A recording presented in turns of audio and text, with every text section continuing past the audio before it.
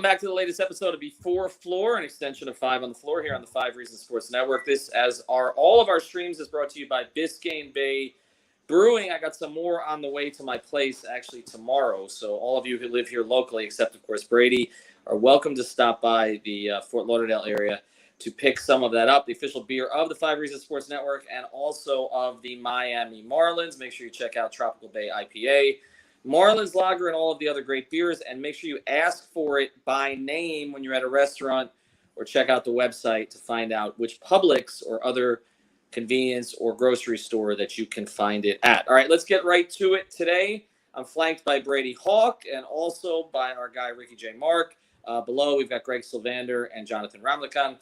The 5 of us are going to take you up, not until the game, but we're certainly going to get you ready for the game. The Heat are back in Miami tonight. Neither Alex nor I are there tonight. We both should be there on Wednesday when the Celtics come into town. Not that we're taking the Oklahoma City Thunder lightly, but certainly the Heat should not tonight. We're waiting on the starting lineups. We just did a podcast, Greg and myself and Alex, where we kind of got into the 5 biggest problems for the Heat through the first 5 games of the season.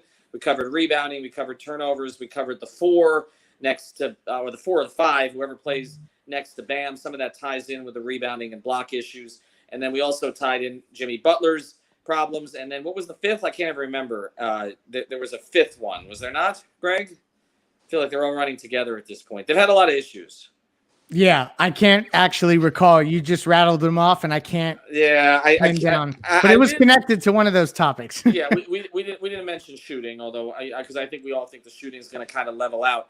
Yeah. My take on this, and I'll throw this at the other 3 guys on the panel who were not on that podcast.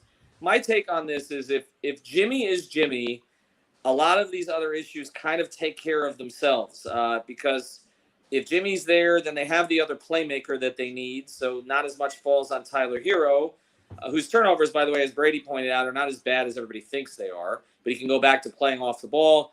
If Jimmy is playing again, I think Bam's more comfortable. I'm not sure it'll solve all of the turnover issues, but it should solve some of them. And Jimmy obviously helps as a rebounder. He's not. I mean, you'd rather have a real 4 next to Bam, but he helps as a rebounder. Let me ask you this. I'll go to you first on this, Ricky. Does Jimmy solve everything, some of it, or how much? I think he masks a lot of it with his talent and what he brings to the floor, just his all around play. We're still good. We're going to be a flawed team until we make the changes that we need. But as long as Jimmy is healthy and focused and aggressive, then for the most part we should be all right. It's just that we're going to have to address some issues, whether it be in the offseason or via trade. I think we'll be okay though. What do you think, Jonathan? How many problems does it solve?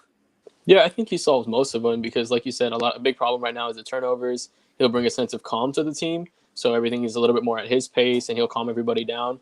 As well as he'll bring pace to the rebounding, and he offers defense as well. And like you said, he's a guy that can go get his bucket, be aggressive, and then once teams start paying more attention to him, he can get everybody else involved. So I think he can bring a lot of this team that's really plaguing the team right now. Brady, you talked about a familiar starting lineup. What do you expect tonight? Yeah, I expect the same one we saw last game. Just from a matchup perspective, they run a small 4. Baisley was 6'8", so it seems like they just throw Iguodala back out there. They run 3 guards, so that makes Jimmy be able to guard Shea, and then throw Tyler and Duncan on the other ones. And then off the bench, I expect I mentioned Kelly Olynyk to get minutes because they run 2 bigs, one of them being Mike Muscala. And I feel like if Mike Muscala gets thrown out there, Kelly Olynyk will get thrown out there as well. And especially I mentioned Goran Dragic because they have a rookie point guard off the bench. And if there's anything Goran does well is, kind of exposing guys who don't have that experience.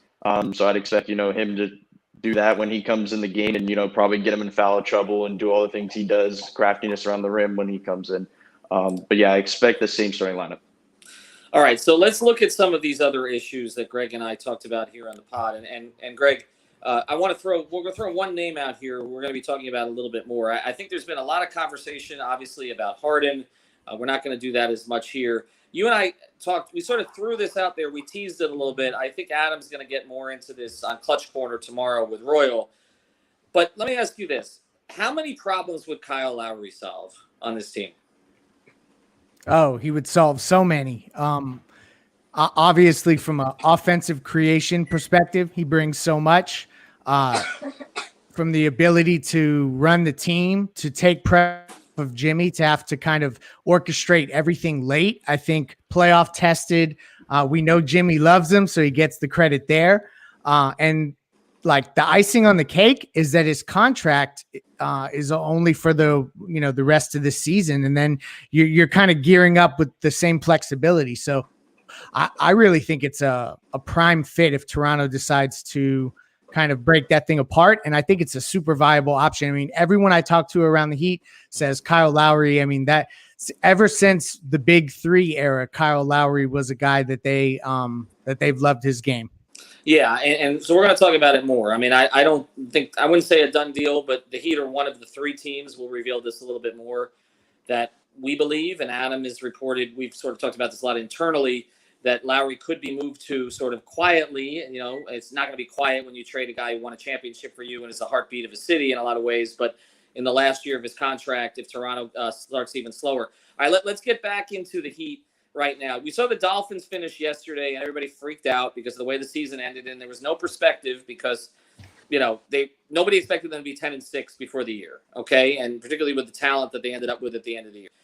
I feel like to me, you can't have a must-win early in the season, but there will be full-fledged panic if you lose to this team tonight. Okay, this is one of the worst teams in the NBA. I mean, just talent-wise. I mean, they're not going to be in 2 years because they have 6 million draft picks. But right now, this is a transitional year. They're just going for picks. I mean, how bad let's start with you, Ricky. How bad does this get if Miami does not perform well tonight? You know this market. Yeah, I think we'll definitely get a lot of Heat fan panic. I mean, not unlike when the Bucks beat us last week. But I gotta say, these ain't the Bucks though, Ricky. This is true. This is true. But what I will say is that this Oklahoma City Thunder team, while they don't have the leader in Chris Paul that they did last season, they're sneaky. They're sneaky talented. I don't want to sleep on them because I will say a part of me kind of slept on Dallas heading into the weekend, and then I checked the score and we were down 20. If we're not careful, we could find ourselves in a situation like that. Could we get panic? I think we could get quite a bit. But like I said, after we lost by 50 last week, it's early. It's not good to be 2-4 after 6 games, but this is a marathon, not a sprint. I mean, we were 8-8 before Stan Van Gundy got fired. So yeah. Things happen. No, that's true. But you're looking at a back-to-back. You guys staring at a back-to-back against Boston. Mm-hmm. Yeah, this thing could get ugly in a hurry. This is the thing that scares me. George Hill is shooting 45% from 3. Only in 4 games, 25 minutes on 5 attempts, and Dort is shooting 44% from 3 on 5 attempts. And there's just this little part of me that thinks random springy killer. Yeah, man. Like one of those guys is due for a night.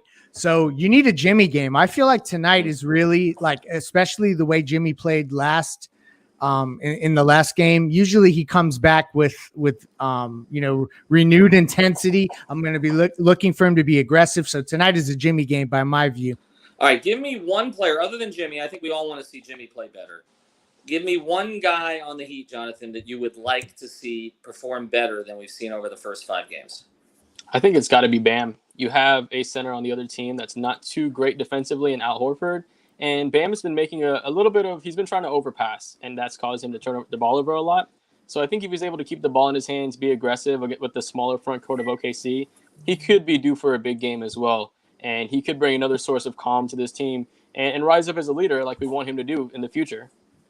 Brady, you got one? Yeah, I think it's got to be Duncan Robinson. That's mine. There's not many times that he's going to shoot 1 for 8 in a game or 0 for 5.5. And I definitely don't think it will happen in back-to-back games.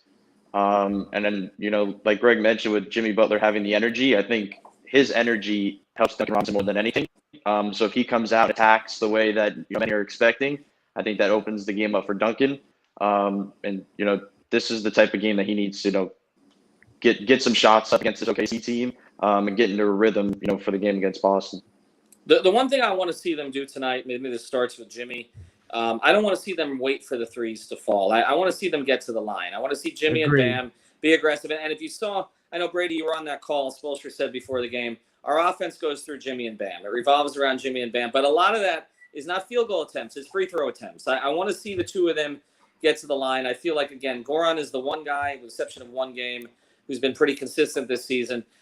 Bam's been good. Bam's been no question. The mid-range game is falling for him. There's no question he's been good. I know Heat fans want to see more. But I want to see Jimmy and Bam get to the basket consistently and attack. Or let's get to the rest of the rotation. Go ahead. No, I just wanted to say that kind of falls under Miami being, I think, 28th in the league and less than 5 feet from the basket. Mm-hmm. And if you're not scoring 5 feet from the basket, you're not going to be getting to the line at a good rate. So I think that has to do with Jimmy not playing because obviously you're losing a guy that penetrates. But if they start driving and getting to the line, that changes everything because 28 is not going to cut it. Well, I mean, they're in the bottom 5 in a lot of categories. They're in the bottom 5 of that. They're in the bottom 5 in rebounding. They're in the bottom 5 in turnovers. Like, they have not been a very good basketball team with the exception of pretty much a half against New Orleans and a half against Milwaukee. Like, that's what we've seen. The rest of this has Luckily, it's 5 games. That's it, right. But it's been very, very choppy. And like I said, if they don't win tonight, it could get ugly pretty quick. All right, let's go to the bench a little bit. I'll just throw this at you, just rapid fire here. Do we see much Kendrick Nunn tonight, Jonathan? No, I don't think so. I think it would be 10 minutes or less if Kendrick Nunn, if he gets anything. Mo Harkless. Do we see much Mo Harkless, Brady? No.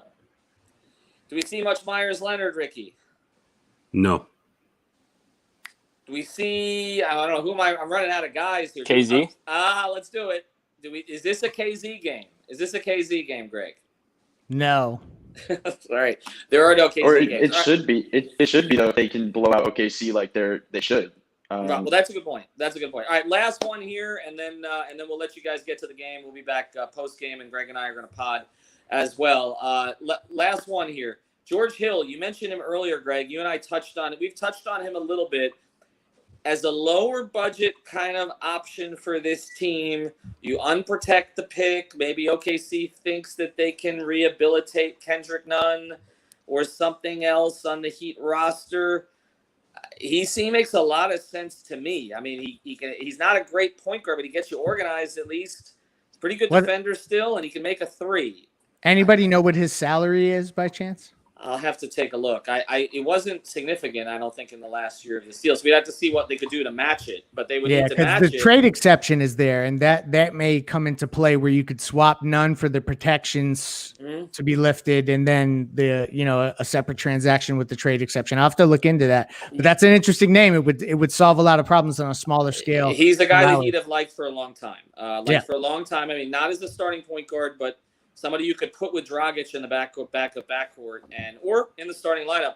The one other thing to mention tonight, Avery Bradley is expected to play. It was not COVID related. It was a stomach virus. And so let's just go rapid fire.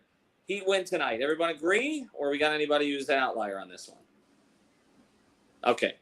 Yeah, Silence is gold. And I have the Heat by 15 tonight. I will say this. If not, this is going to be a very ugly podcast tonight. That's what I will say. The post game, too. I know. OKC may be sneaky good, but we can't say the 29 other teams are sneaky good. Not with the vice versa court and the jerseys and everything, the debut. Come on now. You're the Eastern Conference champions. This needs to be easy. Okay, we can talk about Boston on Wednesday. All right, thanks to Jonathan Ramlikan, also Ricky J. Mark, Brady Hawk, Greg Sylvander. I'm Ethan Skolnick. Join us on the post game on the stream and then also on the podcast, and check out BiscayneBayBrew.com.